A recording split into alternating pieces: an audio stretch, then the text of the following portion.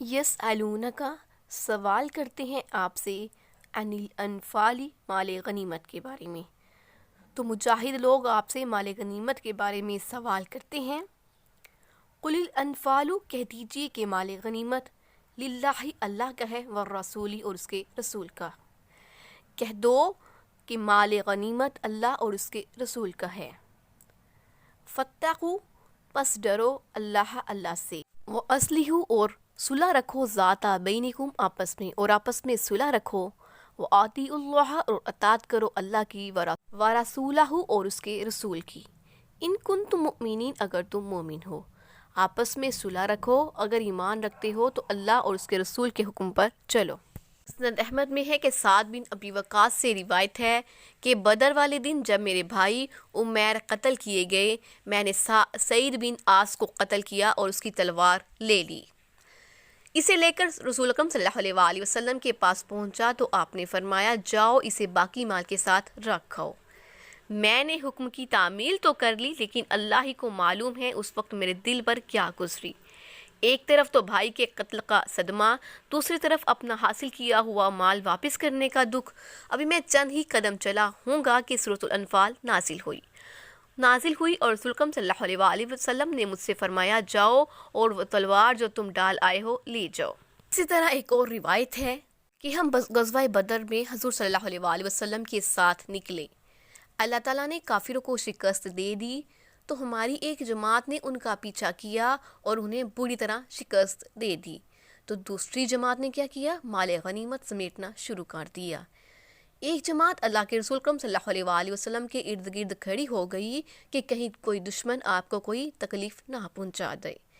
رات کو سب لوگ جمع ہوئے اور ہر جماعت اپنا حق اس مال پر جتانے لگی. پہلی جماعت نے کہا دشمنوں کو تو ہم نے ہی شکست دی ہے. تو دوسری جماعت نے کہا مال غنیمت تو ہمارا ہی سمیٹا ہوا ہے. تو تیسری جماعت نے کہا ہم نے رسول اکرم صلی اللہ علیہ وآلہ وسلم کی حفاظت کی ہے. بس یہ آیت اتری اور حضور صلی اللہ علیہ وآلہ وسلم نے خود اس مال کو ہمیں تقسیم فرمایا. بخاری و مسلم میں ہے کہ حضور صلی اللہ علیہ وآلہ وسلم فرماتے ہیں مجھے 5 چیزیں دی گئیں جو مجھ سے پہلے کسی کو نہیں دی گئیں. ان کے ذکر میں ایک یہ ہے کہ آپ نے فرمایا میرے لیے غنیمتیں حلال کی گئیں جو مجھ سے پہلے کسی کے لیے حلال نہیں تھی. حضور صلی اللہ علیہ وآلہ وسلم بیٹھے بیٹھے ایک مرتبہ مسکرائے اور پھر ہنس دیے. عمر رضی اللہ تعالیٰ عنہ نے دریافت کیا کہ آپ پر میرے ماں باپ فدا ہوں، آپ کیسے ہنس دیے؟ آپ صلی اللہ علیہ وآلہ وسلم نے فرمایا میری امت کے 2 شخص اللہ تعالیٰ کے سامنے گھٹنوں کے بل کھڑے ہو گئے. ایک نے کہا اللہ میرے بھائی سے میرے ظلم کا بدلہ لے. اللہ نے اس سے فرمایا ٹھیک ہے اسے بدلہ لے. اس نے کہا اللہ میرے پاس تو نیکیاں باقی نہیں رہیں. تو اس نے کہا اللہ پھر میری برائیاں اس پر لاد دے. اس وقت حضور صلی اللہ علیہ وآلہ وسلم کے آنسو نکل آئے اور فرمانے لگے وہ دن بڑا ہی سخت ہے، لوگ چاہتے ہوں گے، تلاش میں ہوں گے کہ کسی پر ان کا بوجھ لاد دیا جائے گا. اس وقت اللہ تعالیٰ فرمائے گا اپنی نگاہ اٹھا اور ان جنتیوں کو دیکھ. وہ دیکھے گا اور کہے گا چاندی کے قلعے اور سونے کے محل میں دیکھ رہا ہوں جو موتیوں سے جراؤ کیے ہوئے ہیں. پروردگار مجھے بتایا جائے کہ یہ مکانات اور یہ درجے کس نبی کے ہیں. اللہ تعالیٰ فرمائے گا یہ اس کے ہیں جو ان کی قیمت ادا کرے. یہ کہے گا اللہ کس سے ان کی قیمت ادا ہو سکے گی؟ اللہ تعالیٰ فرمائے گا تیرے پاس تو اس کی قیمت ہے. تو وہ خوش ہو کر پوچھے گا کہ پروردگار وہ کیا؟ اللہ تعالیٰ فرمائے گا تیرا جو حق اس مسلمان پر ہے تو اسے معاف کر دے. وہ فوراً کہے گا میں نے معاف کیا. اللہ تعالیٰ کا ارشاد ہوگا اب اس کا ہاتھ تھام لے اور تم دونوں جنت میں چلے جاؤ. پھر حضور صلی اللہ علیہ وآلہ وسلم نے آیت کا آخری حصہ تلاوت فرمایا کہ اللہ سے ڈرو، آپس میں اصلاح رکھو، دیکھو اللہ تعالیٰ خود قیامت کے دن مومنوں میں صلح کرا دے گا. انما المؤمنون بے شک مومن، الذین وہ لوگ ہیں، تو بے شک وہ مومن وہ لوگ ہیں، اذا جب ذکر اللہ ذکر کیا جائے اللہ کا، واجلت ڈر جاتے ہیں، قلوبہم ان کے دل. مومن تو وہ لوگ ہیں جب اللہ کا ذکر کیا جائے تو ان کے دل ڈر جاتے ہیں. وَإِذَا اور جب تُلِیَت پڑھی جائیں علیہم ان پر آیاتہ اس کی آیتیں، زادتہم بڑھ جاتا ہے ایماناً ان کا ایمان. اور جب ان کو آیتیں پڑھ کر سنائی جائیں اللہ تعالیٰ کی تو ان کا ایمان اور بڑھ جاتا ہے. وَعَلَىٰ رَبِّهِمْ اور اپنے رب پر ہی وہ یتوکلون توکل کرتے ہیں، اور وہ لوگ اپنے رب پر ہی توکل کرتے ہیں۔ ابن عباس فرماتے ہیں کہ جب منافق لوگ عبادت کرتے ہیں، اللہ کا ذکر کرتے ہیں، تو ان کا دل ایمان سے خالی ہوتا ہے، نہ ان کو اللہ پر بھروسہ ہوتا ہے، نہ تنہائی میں یہ لوگ نماز پڑھتے ہیں، نہ اپنے مال کی زکوٰۃ دیتے ہیں، تو ایسے لوگ ایمان سے خالی ہوتے ہیں۔ لیکن ایماندار ان کے بالکل برعکس ہوتے ہیں، ان کے دل اللہ تعالیٰ کے خوف سے کپ کپاتے رہتے ہیں، فرائض ادا کرتے ہیں، اللہ تعالیٰ کے سوا کسی پر بھروسہ نہیں کرتے، اللہ تعالیٰ کی یاد سے تھر تھرا اٹھتے ہیں، اللہ کا ڈر ان میں سمایا ہوتا ہے، اسی وجہ سے نہ تو اللہ کا حکم کی خلاف ورزی کرتے ہیں اور نہ اللہ تعالیٰ کے منع کیے ہوئے کاموں کو کرتے ہیں۔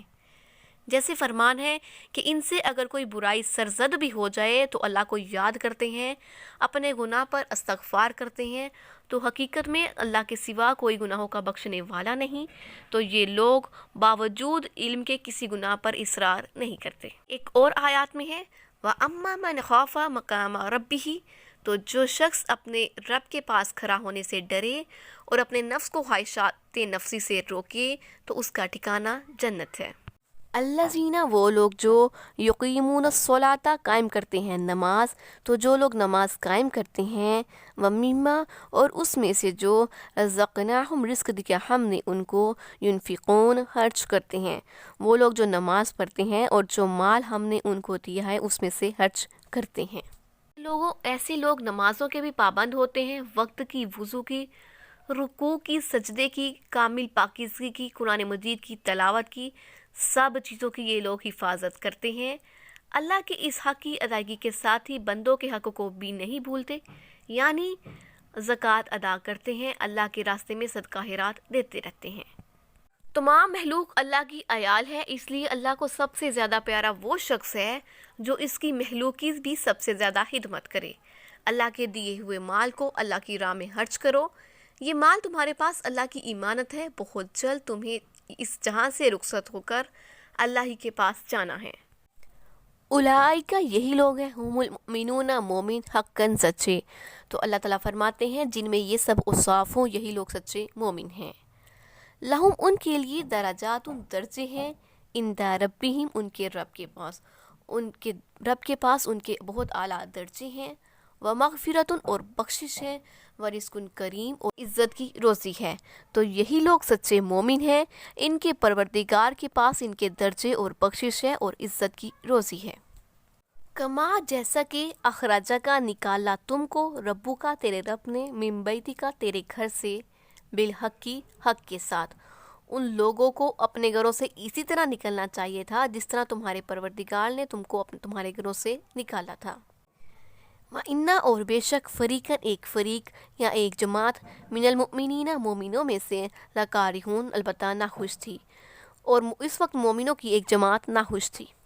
جیسے مومنوں کی ایک جماعت جو تھی شہر سے نکلنا نہیں چاہتی تھی، تو اللہ تعالیٰ نے ان کو ان کے شہر سے نکال دیا، تو اس کا نتیجہ بھی اچھا ہی ہوا۔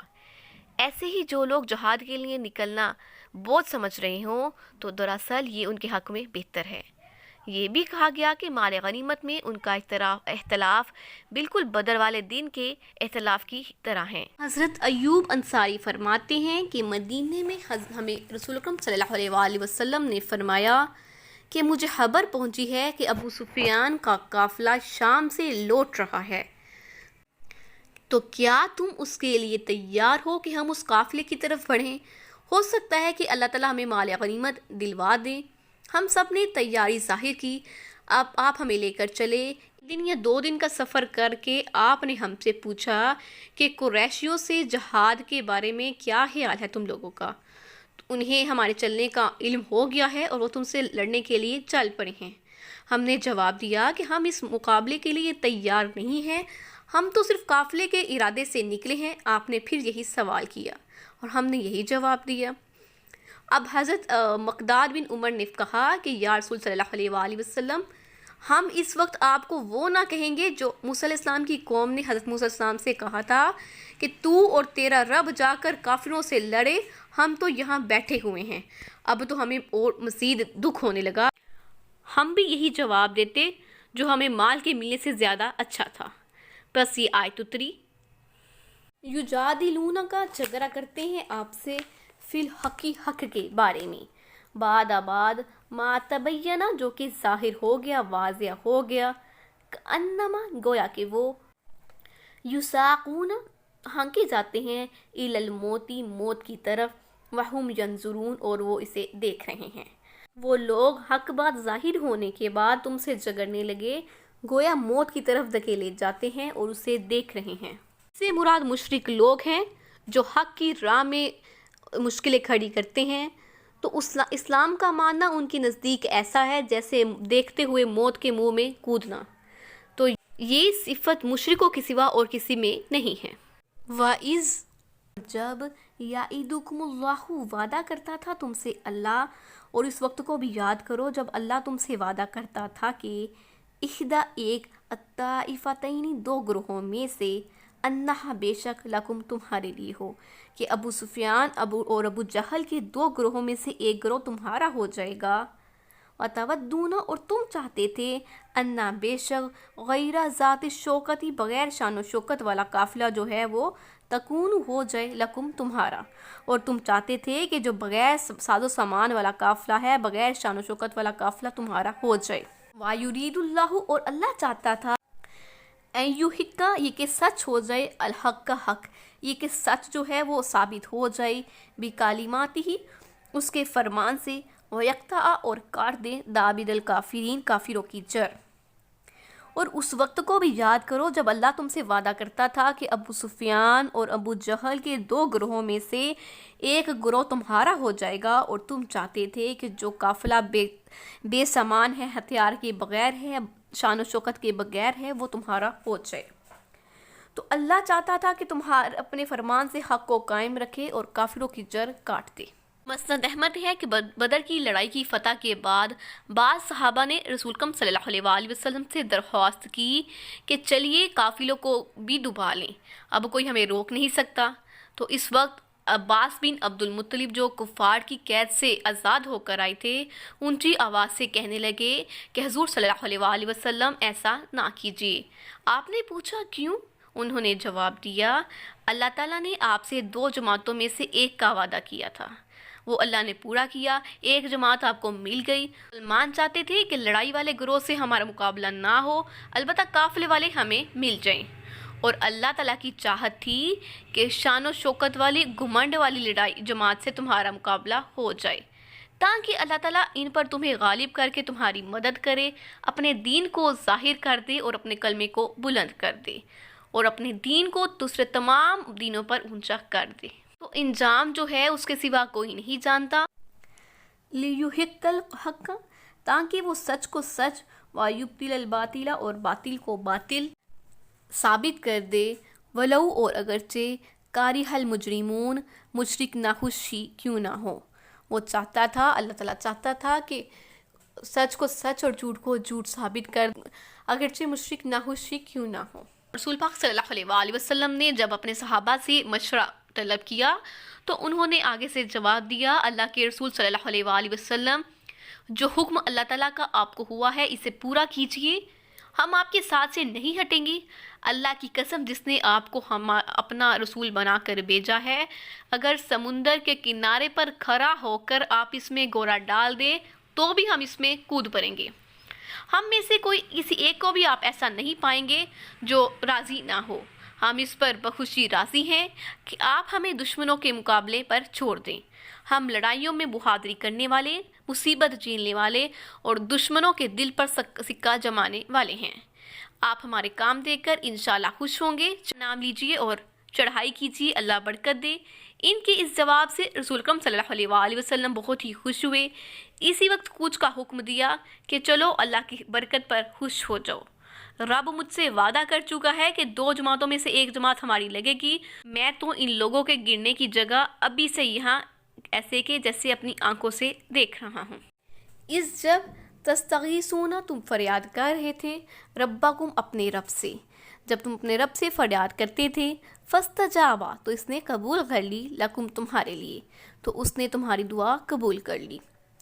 انی بے شک میں ممدکم مدد کروں گا تمہاری، بِأَلْفٍ ہزار من الملائکۃ فرشتوں سے، مردفین پیدر پہ۔ جب اب تم اپنے پروردگار سے فریاد کرتے تھے تو اس نے تمہاری دعا قبول کر لی اور فرمایا کہ ہم 1000 فرشتوں سے جو ایک دوسرے کے پیچھے آتے جائیں گے ہم تمہاری مدد کریں گے۔ مسند احمد میں ہے کہ بدر والے دن نبی کریم صلی اللہ علیہ وآلہ وسلم نے اپنے صحابہ کی طرف نظر ڈالی جو کہ 313 تھے، پھر مشرکین کو دیکھا کی تعداد 1000 سے زیادہ تھی۔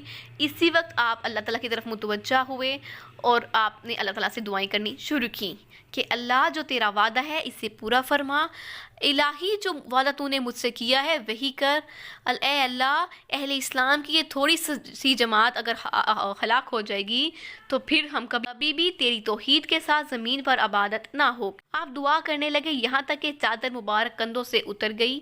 اسی وقت حضرت ابوبکر صدیق رضی اللہ تعالیٰ عنہ آگے بڑھے، آپ کی چادر اٹھا کر آپ کے جسم پر ڈال کر آپ کو وہاں سے ہٹانے لگے اور عرض کرنے لگے کہ رسول اکرم صلی اللہ علیہ وآلہ وسلم بس کیجئے، آپ نے اپنے رب سے جی بھر کر دعا مانگ لی ہے، اللہ تعالیٰ اپنے وعدے کو ضرور پورا کرے گا۔ اسی وقت یہ آیت اتری۔ اس کے بعد مشرکین اور مسلمان آپس میں گتھم گتھا ہو گئے۔ اللہ تعالیٰ نے مشرکوں کو شکست دی، ان میں سے 70 شخص تو قتل ہوئے اور 70 قید ہوئے۔ صلی اللہ علیہ وآلہ وسلم نے ان قیدی کفار کے بارے میں حضرت ابوبکر صدیق، حضرت عمر رضی اللہ تعالیٰ عنہ اور حضرت علی سے مشورہ کیا۔